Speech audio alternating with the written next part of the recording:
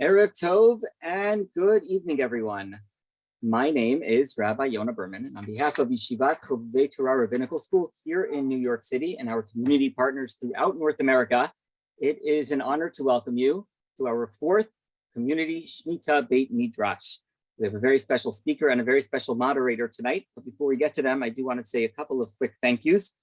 First, a thank you to our various community partners throughout the United States and North America, as I mentioned, as far away as Berkeley, California, St. Louis, Minneapolis, Riverdale, Rockville, Maryland, Baltimore, Maryland, Skokie Valley in Skokie. We have Netivot Shalom also in Baltimore, Kesher Israel in Washington, D.C., ASBI in Chicago, Moses Montefiore Anshe Yamuna in Baltimore, Philadelphia Shtiebel in Philadelphia, Congregation Beth Shalom in Potomac, Maryland, Beth Israel in Berkeley, as I mentioned, the Hebrew Institute of White Plains. And I also want to thank our institutional partners, Yeshivat Maharat, Borat, and the International Rabbinic Fellowship. And tonight I'll make special mention of those joining us from the Wexner Foundation to support their friend, their beloved colleague, Rabba Yaffa Epstein as well. I also want to make mention of our friends, Matisse and Mark Aronson, and thank them for their gracious support of our closed captioning and American Sign Language interpretation. If you require closed captioning, please press the CC button on your screen for further instructions. And the ASL will be on the window tonight for everyone who would like to benefit from that as well. Tonight's moderator will be Rabbi Hody Nemes. Hody, originally from St. Louis, attended Yale University, and then joined us at YCT Rabbinical School after a storied career at a number of wonderful Jewish organizations in the New York area. Rav Hody interned at the Stanton Street Shul on New York City's Lower East Side, at Kesher Israel Congregation in Washington, D.C., another shout out to Kesher, and is now serving as an SAR Beit Midrash Fellow here in Riverdale. Rav Hody is passionate about climate. He's the co-founder of the Jewish Climate Action Network of JCAN. And I will just say that as someone who is a friend of his, I have benefited greatly from his inspiration, from his Torah, and thinking about all sorts of different issues, ethics, and in environmentalism. And so it is highly appropriate to have him tonight as our moderator as we welcome Rabba Yaffa Epstein. Rav Hody, it's great to have you with us. Thank you for being here, and welcome aboard.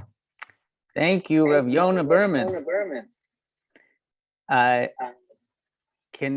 hearing an echo. So we hear that? Okay, great. Amazing. It's a pleasure to be here with all of you. We're looking forward to a lively conversation. And I do encourage you to put questions in the chat. I'm sure Rabba Yaffa will say more about that, but throughout we will collect your questions. Rabba Yaffa Epstein, who I consider a teacher, is the director of the Wexner Heritage Program. She oversees the development and curriculum for dynamic lay leaders throughout the United States, North America, who are part of the Wexner Heritage Program. She received rabbinic ordination from Yeshivat Maharat and holds a law degree from Bar Ilan University. I have had the pleasure of davening alongside her for many years here in New York. And I want to wish her a special mazel tov on her recent marriage as well. And with that, I'm very excited to hear from you, Rabba Yaffa. Thank you so much, Rav Hody.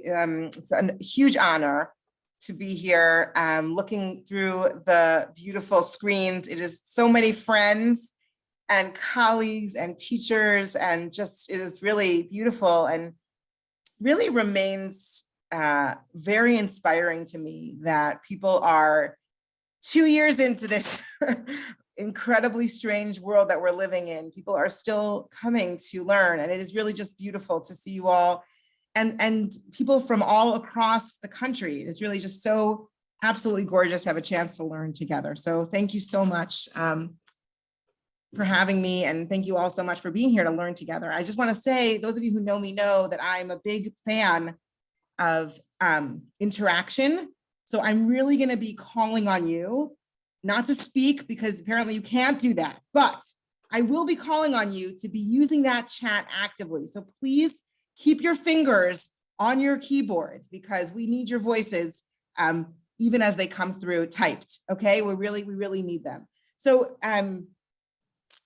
basically what I really wanted us to think about tonight and think about together, I think Shemitah is a really hard thing to relate to, particularly for those of us who are not living in Eretz Yisrael and not living in the land of Israel. What does it mean to think about a year that is supposed to be about primarily a rest of the land, a physical manifestation of our relationship with the divine when we don't live in that land? What does that mean, and how do we connect to it? So I really wanted tonight to think about what can Shemitah actually mean for us in our real lives, not conceptually, not, sort of ideally when we get to Eretz Yisrael, not that, but actually little old me sitting in Riverdale right now, what can I actually get out of this thing called Shemitah? I know you've had very beautiful and dynamic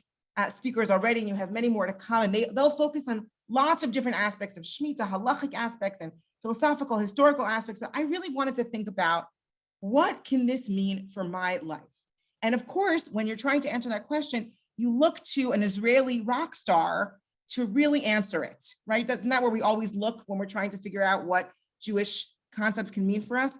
I don't know, probably not, but I wanted to share this amazing song by Kobe Oz. We'll talk a little about who he is and where this was in his life. But first, without further ado, I just want to play this incredible, just a minute and a half. And I promise you, we're going to have the lyrics in a minute up on screen. So if you don't understand what's happening, or you can't hear it, or the technology doesn't work, don't worry, you will see the lyrics in a minute. But I just wanted to try this. Let's see if it works, my friends. Okay, so stay with me as I try to share. Hold on 1 minute, my audio, and then this wonderful thing. So let's just see this work. Okay.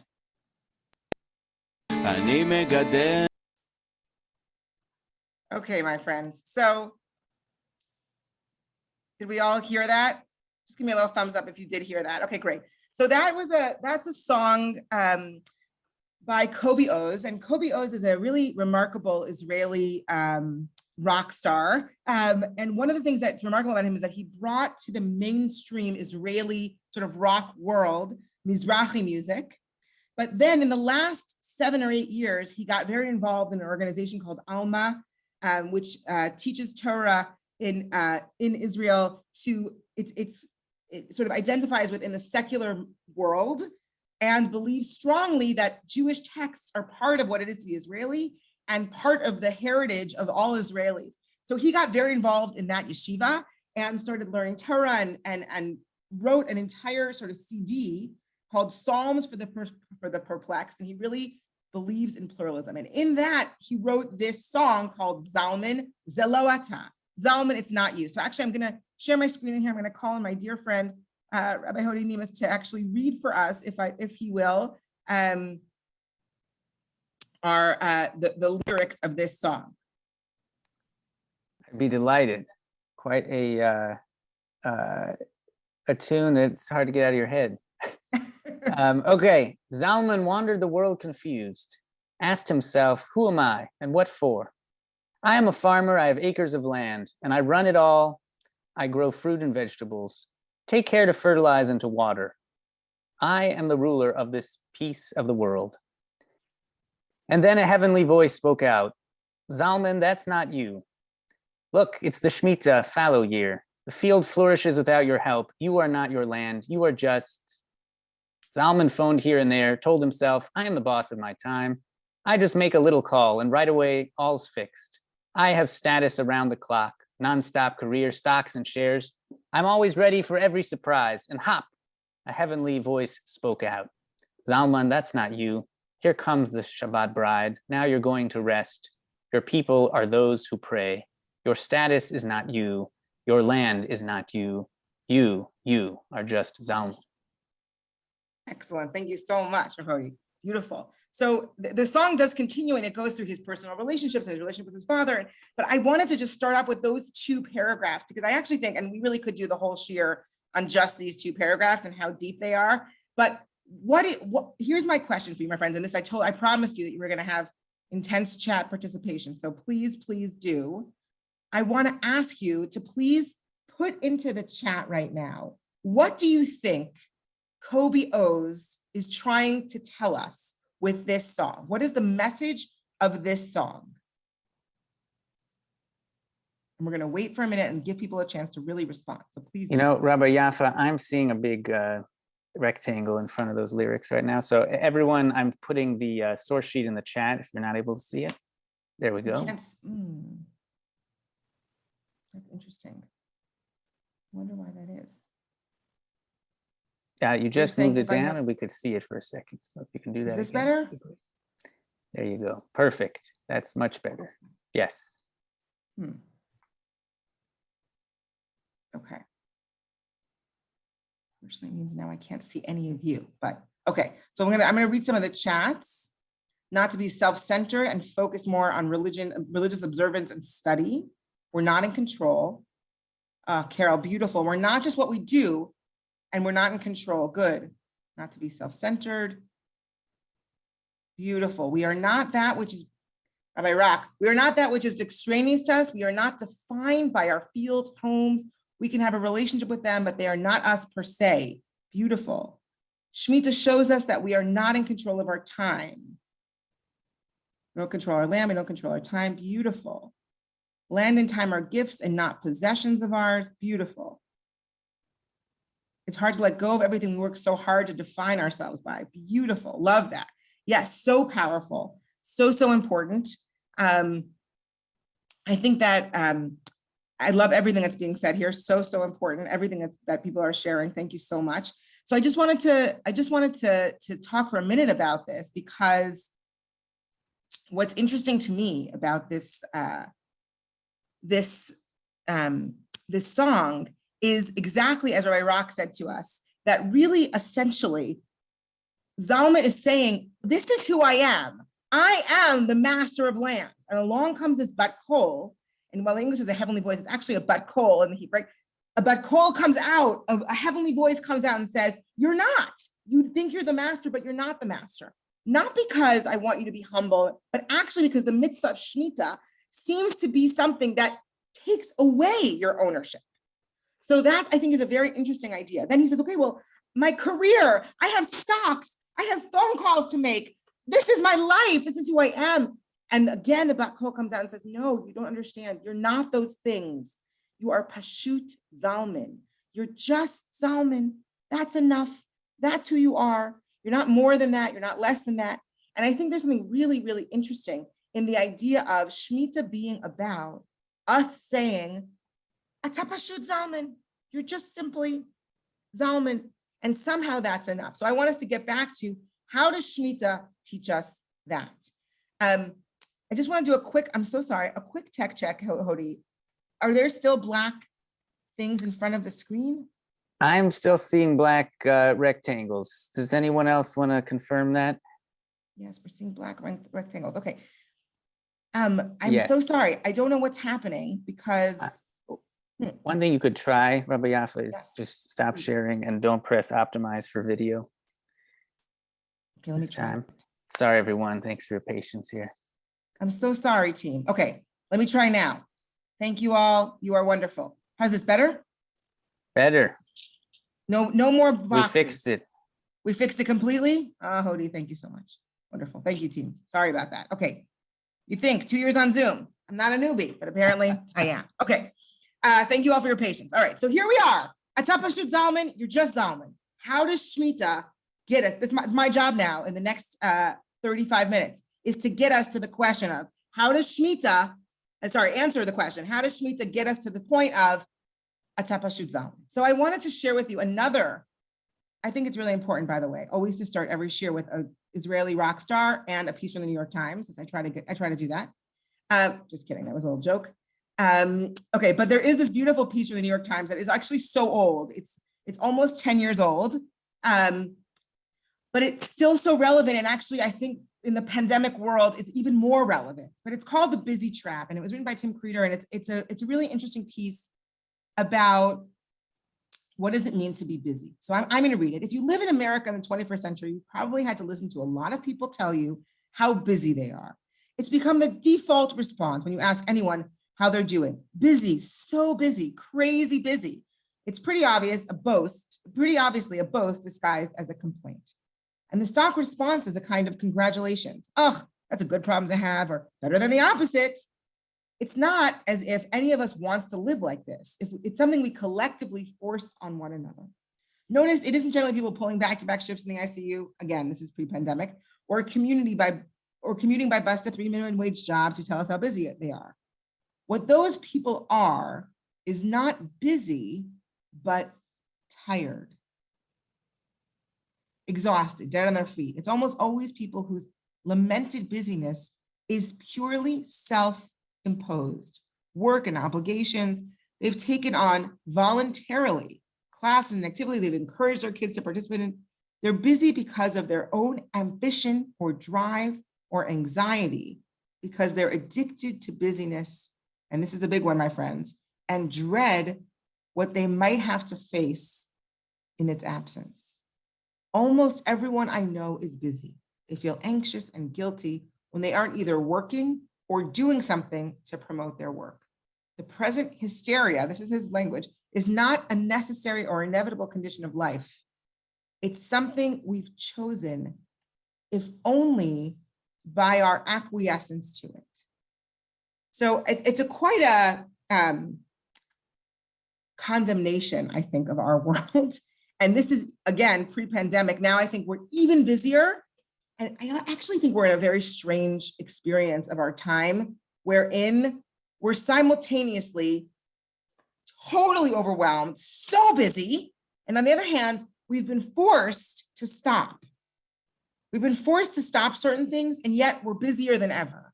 And it's sort of an interesting question of what is this busyness? Why do we keep putting ourselves in this situation where we're so busy? And also, what happens when we're not so busy? How do we miss that busyness, that rushing, that rush that we've always sort of looked for? In many ways, Shemitah, as an enforced period of rest, is, and I would say this, has the potential to be the antidote to this chosen life that we're living, this hysteria. And even I love that he says this, we're addicted to busyness and dread what might be in its absence, right? So really, I want to I want us to think together a little bit about the Jewish sources that sort of try to relate to that. Okay, so and I'm going to ask my dear friend Rabbi Hodi Nemus again to read, and we're going to look at and I just want to say that there are many Mikorot about Shemitah. We're not looking at them all. I really want to focus on Vayikra Kafhei, Leviticus 25's understanding of what Shemitah is. And actually, my friends, we're going to focus on just 4 words. Forget like all those psukim, just 4 words of Pasuk Bet. But I'm going to ask Rabbi Nemus to read the whole thing, and then I'm going to reread Pasuk Bet. Go ahead, Rabbi Nemus, please. וידבר השם משה בהר סיני לאמור, דבר אל בני ישראל ואמרת להם, כי תבואו אל הארץ אשר אני נותן לכם, ושבתה הארץ שבת להשם. 6 שנים תזרע שדך, ו6 שנים תזמור כרמך, ואספת את תבואתה. ובשנה השביעית שבת שבתון יהיה לארץ, שבת להשם, שדך לא תזרע וכרמך לא תזמור.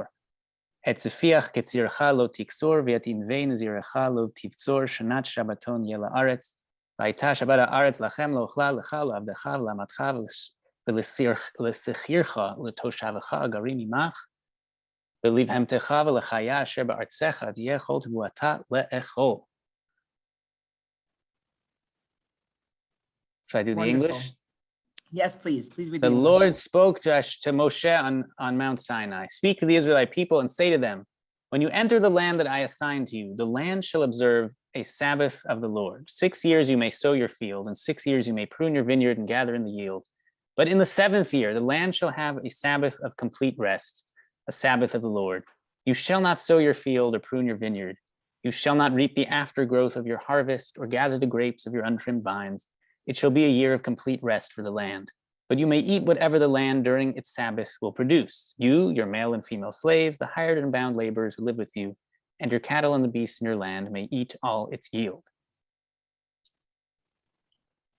Beautiful. Thank you so much. Okay, wonderful. So I was just, as Rabbi was reading those psukim for us, those verses for us, I was noticing people said, there's so much overlap with Shabbat, which is exactly where we're going, team. Whoever said that, that's a beautiful point, and it's exactly where we're going. Okay, good. So, and specifically, I want to point out the language that connects it to Shabbat, okay? But just to notice this, right? When you enter the land that I assigned to you, the land shall observe a Sabbath of the Lord, right? V'shavta haaretz Shabbat ladonai, right? That the land will observe this Sabbath of God, okay? Let me just ask you, my friends, and again, you can feel free to use the chat. What do you think it means, a Shabbat? The land will observe a Shabbat of God. Pop it in the chat. We're going to wait a minute and give people a chance to pop it in. What does that mean?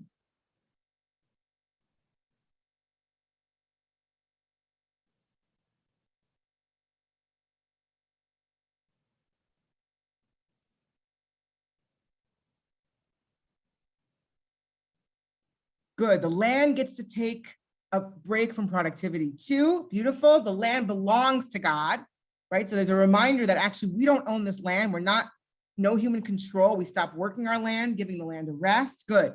Excellent. Beautiful. The land has an internal consciousness of its own and might revolt against our presumed ownership. Beautiful. Love that.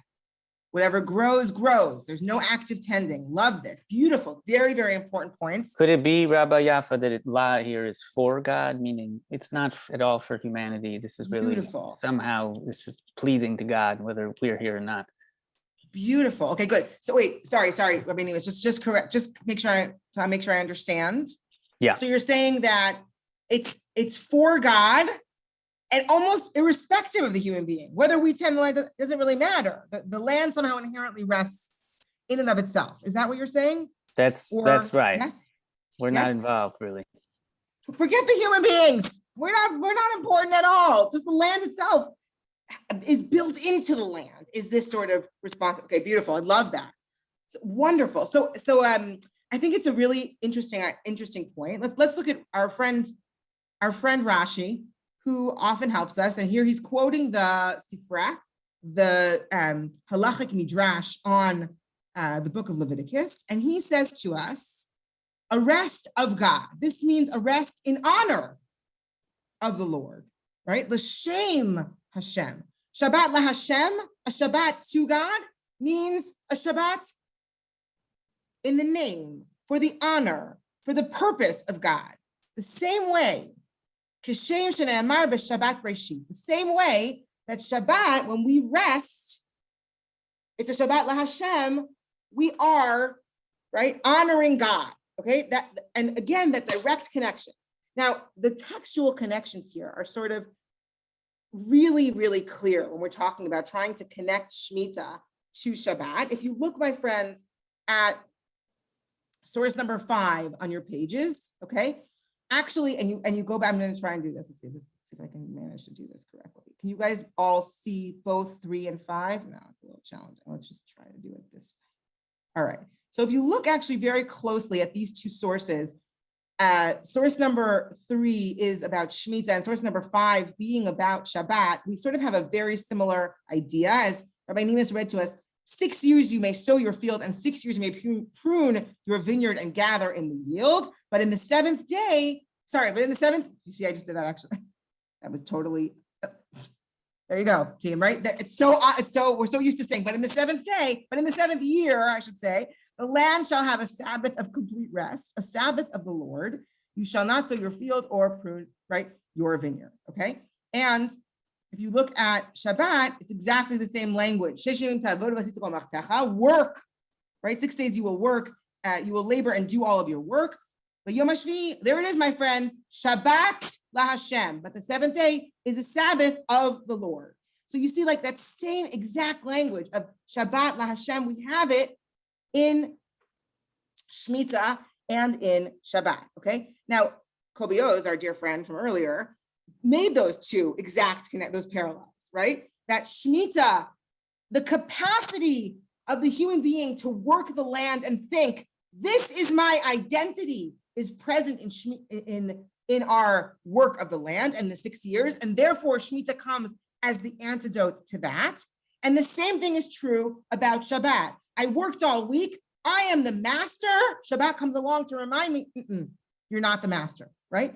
Now, the Sforno comments on our source in Vayikra, in Leviticus 25, on this idea of Shabbat LaHashem, and he says it extremely explicitly, right? He comes along and says, Shabbat LaHashem, this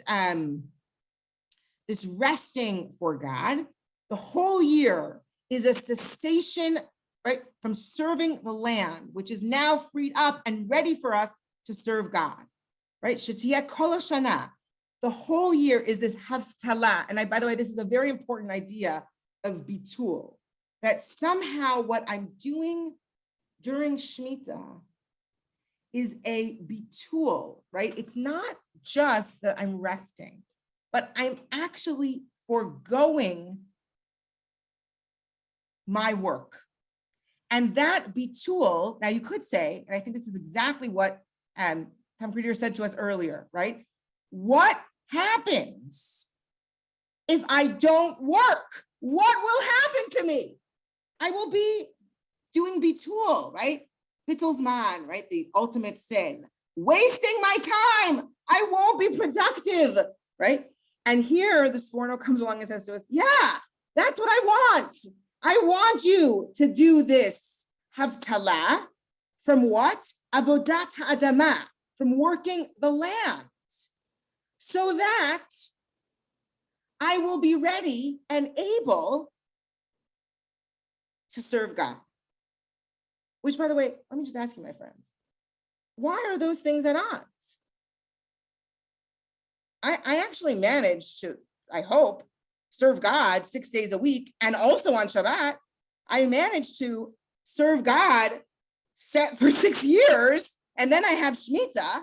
So what am I saying? I can't do Avodat Hashem. I can't serve God 6 days a week when I'm working, or 6 years when I'm working the land before Shemitah. So what do we think about that, my friends? This is another opportunity to pop this in the chat. Why does the Sforno seem to think that working the land will be at odds with me working, serving God? What do we think, team?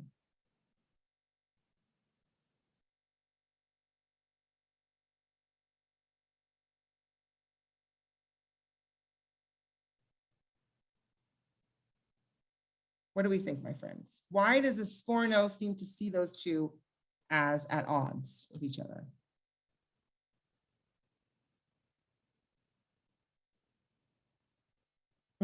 We're serving ourselves by working. Beautiful. You can't be, going back up a little bit. You can't focus exclusively on God or be in the right frame of mind. We can't help getting caught up in the metrics of productivity and personal gain. Perhaps when people work the land, it's too easy to forget about God because they get caught up on what they are accomplishing. Keeping the focus, even as we work on a higher purpose. Oh, good. So Judy, okay, good. So so far we have the 4 explanations of why we actually are at odds, right? And what we're hearing, and one is because when I'm trying to make money or be productive or be successful, even as I am a servant of God, my own drive gets in my way. That's what I heard sort of from Shimi, Michael, right? That this is what, it gets in the way, my own drive, my own accomplishment, right? Michelle, right? This idea that I actually get in my own way. But then Judy came along here. I just want to point this out because I think it's very interesting, which is, no, says Judy. Judy, correct me if I'm wrong, okay? I don't know if I'm reading this correctly. It's hard to do it from just 8 or 9 words in a chat. But how I understood what Judy is saying to us is, actually, we don't have to see those at odds. And really, and I'm going to push it a little, Judy. So if this is not right, feel free to chat. That's not what I meant. It's totally fine. But I think it's interesting to think about maybe this taking of a break for this year.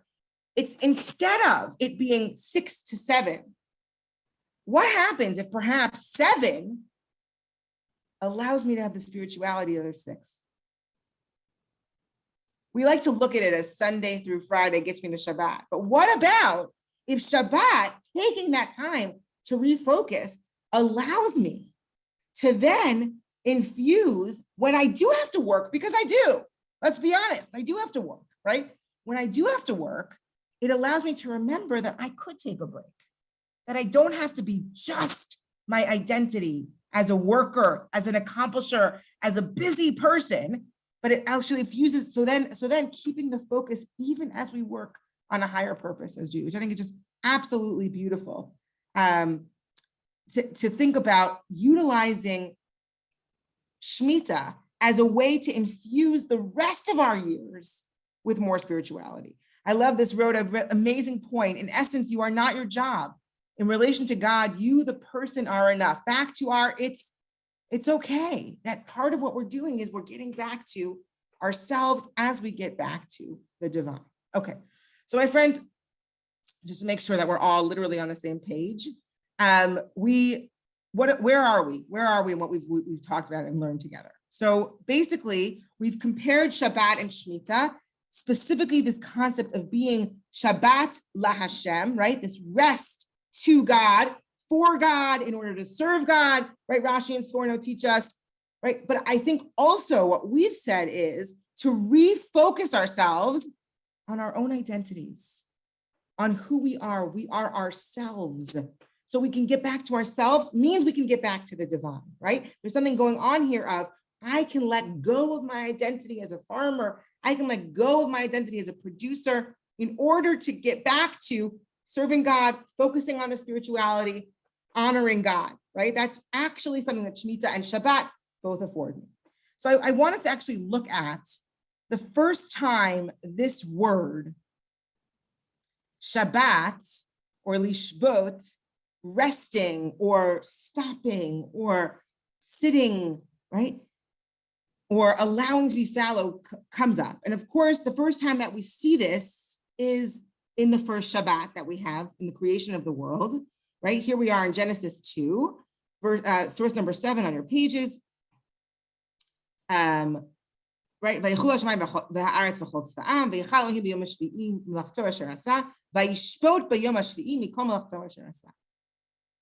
So God rests, God stops from all of the work that had been done the first 6 days. But look what happens next, team.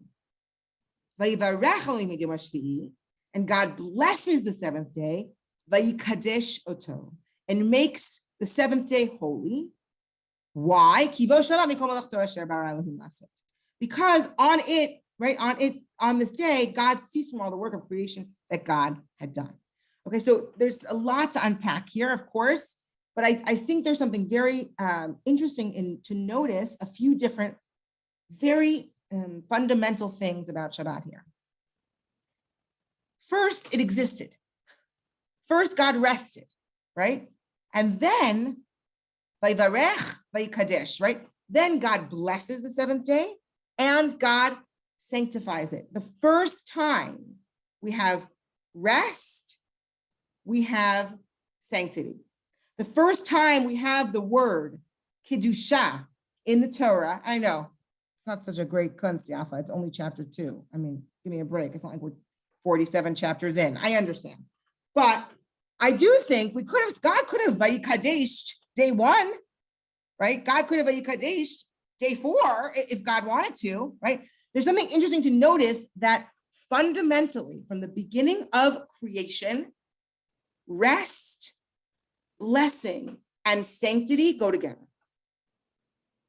In a way that creation and sanctity do not necessarily go together, right? That is an interesting thing to think about, that when God rests, suddenly there is room for Kiddusha to come in. Even for God, right? This is not that, and then the human being sanctified it. That's not what's happening here, right? But rather, and human beings exist at this point, right, my friends? Human beings exist, but they're not the ones to sanctify the rest. God sanctifies this time. And it's a really sort of fascinating idea that rest and sanctity go together fundamentally. But I want to try and throw stay with me, team, because this is a little bit of a stretch. I'm actually making a stretch here, and I really want to hear what you have to say. This is why God made the chat room for you, for chat box, for you to tell me whether you agree with this or disagree, okay? But I wonder if God sanctified the chat. I don't know. But fascinatingly, God has the power to sanctify time, AKA Shabbat. But we just read this past Shabbat, we just read of the Jewish people's capacity to sanctify time as well. With me, my friends? When does that happen? With the rabbi's understanding of the first mitzvah of the Torah, which is HaChodesh Hazeh Lachem, okay? So how do we know when months and years are? Really, it has to do with the Jewish people, okay? So if you look with me, my friends, in source number 8, Exodus chapter 12, HaChodesh Hazeh Lachem, Rosh Chodashim. This month shall be for you the head of the months, Rishonu Lachem Lechodshei Hashana, right? It's the first month of the entire year, okay? So two significant things happen at this point in Jewish history. One, we create the sanctification of the moon, and two, we make that new moon into the first month of a year, right? So Rosh Chodesh and the creation of the Jewish calendar. Everybody with me? I need to see a few nods, thumbs, otherwise I'm just talking to myself and I don't like that very much. Okay, with me, team? Everybody with me? So just make sure we know where we are. God creates Shabbat and sanctifies it. God then commands the Jewish people to create months and years, right? And calendar times, okay? How is that decided? This is not in the Psukim and it's not on your source sheet. I'm just gonna do a quick moment over here on the side to just say, how does this happen? Actually, right, in this time, it's completely dependent on the Jewish people, meaning 2 witnesses have to come and say, we saw the new moon. And then they're taken into different rooms and they're interrogated. What size was it? What shape was it? Where was it in the sky? Was it cloudy? Wasn't it cloudy? Right? Very important. And if they both say the same thing, then they believe them. Let's say it's a whole very harrowing experience, I think, for our dear friends who are witnesses. It's a harrowing experience. If we believe them, then we declare, okay, it's Rosh Chodesh today, right? And then we let everyone know, and it's a whole beautiful thing. And anyone who's seen Lord of the Rings has seen it really beautifully, right? The fire from hill to hill, and it's really quite wonderful. I have to tell you, I was in the movie and I was like, oh my gosh, it's Rosh Chodesh. Anyway, I recommend it just for that. Forget the rest of the movie. But what, Odie? That's amazing. That was really my experience. I was like, oh my goodness, now I understand. So if anyone who's getting that, great. Anyone who's not getting it and you're not Lord of the Rings people, don't worry. There's a lot of gemara on it too. You don't need to go to Lord of the Rings. But right, so that is what happens. Essentially, right, it is not, what's interesting about this, my friends, is it is not top down. It is bottom up, right? As opposed to Shabbat, which is God creates it and sanctifies it. Months and years are created by the Jewish people's testimony and participation in a system. And there's a lot of really beautiful Torah on this, but I wanted to share just one more sforno on this idea, which is source number 9 on your pages. And maybe actually, Hodi, can I actually ask you, maybe you'll read this for us? Happy to. Yeah. This month shall mark for you the beginning of the months. From here onwards, the months shall be yours, to do with them as you wish. But in the days of your enslavement, your days were not your own, but they were in service of other people and their desires. Therefore, it shall be the first month of the year for you. For on this month, you began your existence as people of choice. Beautiful, beautiful. Thank you so much. Okay, beautiful. So this foreigner here is saying something so incredible, right? Which is marking time is essential for the Jewish people's identity. Just like what we said about how rest is essential for us to find our identity. The Sforno here is also saying the way in which you became a people was through marking your time, which I think is absolutely stunning, right? That what God said, look, I created Shabbat, and from then on, you Jews, you keep Shabbat. Why? Because I did, right? That's what we saw in Shemot 20, that the reason we keep Shabbat is because God rested, we rest, right? But now we're saying something else, which is, what does it mean to be a free person? It means I am the master of my own time. And therefore, right, an essential step of moving from slavery to freedom is I set this time as holy. What's amazing to me about that, though, is that this mitzvah is given to the Jewish people to move from slavery to freedom while they are still slaves in Egypt. It is not given to them. We could have thought, my friends, that actually they come out of Egypt, they cross over, right? They go through the Yam Suf, they miraculously make it out, they sing, they dance, and then God says, okay, you're free now. It's a new moon for you. Make for yourselves a calendar. You're free. That's what I would have expected, right? You get out of Egypt, you're free now. Now let's go. Here, make yourself some structure, right? But actually, this is told to us in chapter 12. They have not left Egypt yet. They are still getting up in the morning, finding the straw, finding the mud, and making those pyramids for another few days, right? So what does it mean to say to them, now make a calendar? Why didn't I do it in 2.5 weeks from now? Why am I doing it now? Right? Like, it doesn't make any sense.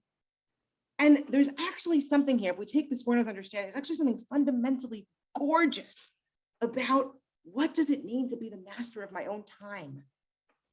Even when I am enslaved, I can say, HaChodesh Hazeh Lachem, this month is for us. By the way, in contrast to Shabbat La Hashem, right? God, Shabbat for God. HaChodesh Hazeh Lachem. This is for you guys. You make yourselves a new moon. Even while you're slaves, you have the power to be free in your mind. What does it take? What do you need? You got to just look up. You got to look at the new moon. That's what it takes. You don't need any money. You don't need any special skills. You have to look up. You have to raise your heads up and decide, I'm free now. That's what we need.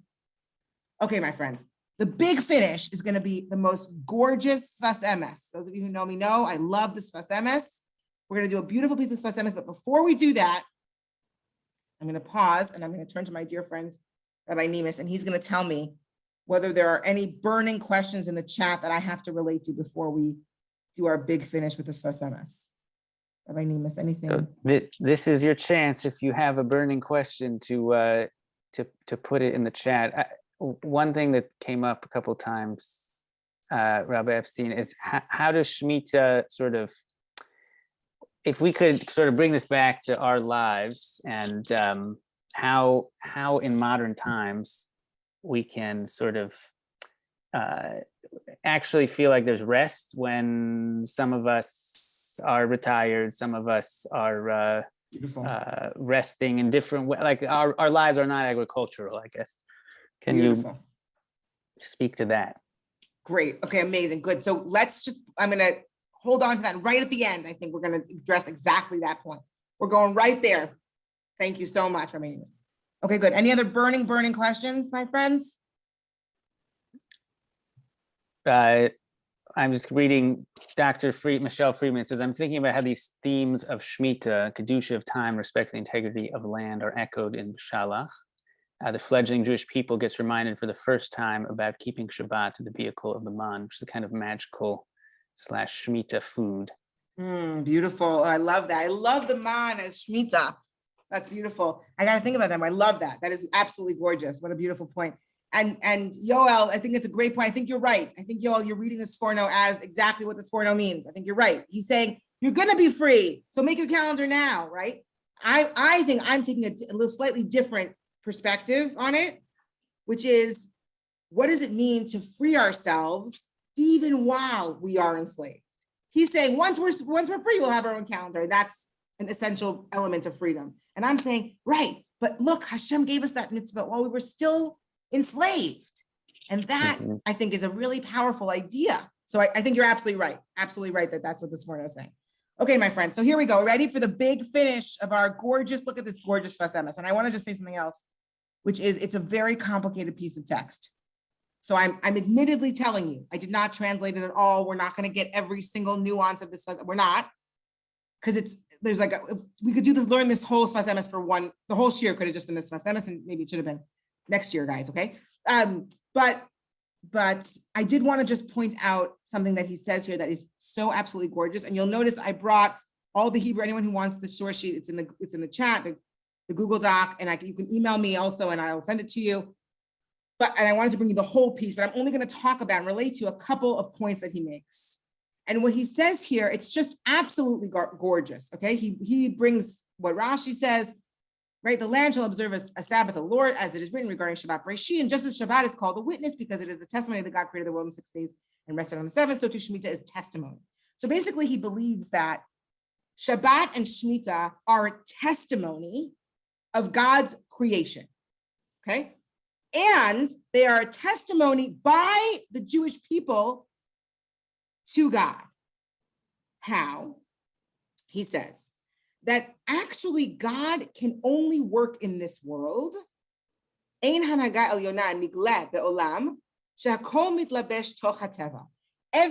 God's action in this world is not obvious. Rather, it is all done through nature.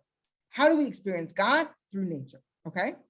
However, the Jewish people desired the revelation of God's honor in this world. Therefore, they merited to bring out from mihakoach el hapoal, from the, to actually, it's hard to translate that, we're just gonna do it in English, to actualize its potential. That is why they are called those who do his work, okay? Right? That God speaks something, but God, listen to this, my friend, it's crazy radical. Listen to this crazy radical idea. God speaks something, but the only way God's speech is manifest is through teva, is through nature. The Jewish people, by saying, we want to be with you, Hashem, we bring God's teva into lamala min hateva. From the koach, from the strength to the poa. We actualize God's revelation in the world, right? Listen to this, team. And that is why the Jewish people put naaseh before nishma. How do we do this? We do it through action. And that is why we said naaseh, we're going to do before nishma, we will understand. Because they understood, the Jewish people, that through our actions, we bring about the revelation of the divine, okay?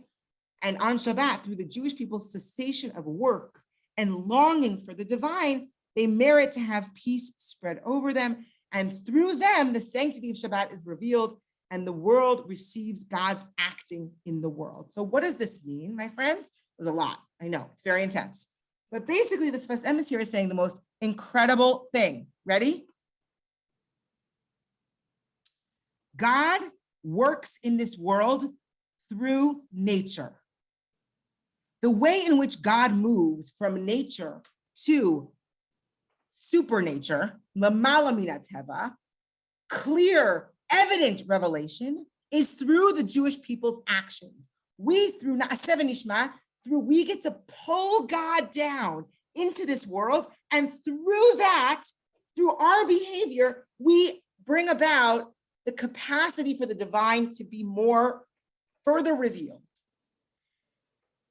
You could think, and therefore we should be working harder, right, my friends? But actually what the Sfas Emes is saying is through rest, through Shabbat, through Shemitah, by stopping our work, through the cessation of melacha, creative activity, or avodat ha'adama, avodat ha'aretz, through the stopping of working of the land, we have the capacity to bring out more of God's divine revelation, which makes God able to work in a miraculous way in the world. And the Sfas Emes says it so clearly, it says we are shutafim, we are God's partners in being able to bring that. So now, back to the $1 million question, I think that Hody, you brought out from the chat. What does this have to do with me? We went from Kobe Oz, the Israeli rock star, to the Sfas Emes. What does all of this have to do with us? Whether we're working or not working, I think there's something phenomenal, fundamental happening in our world.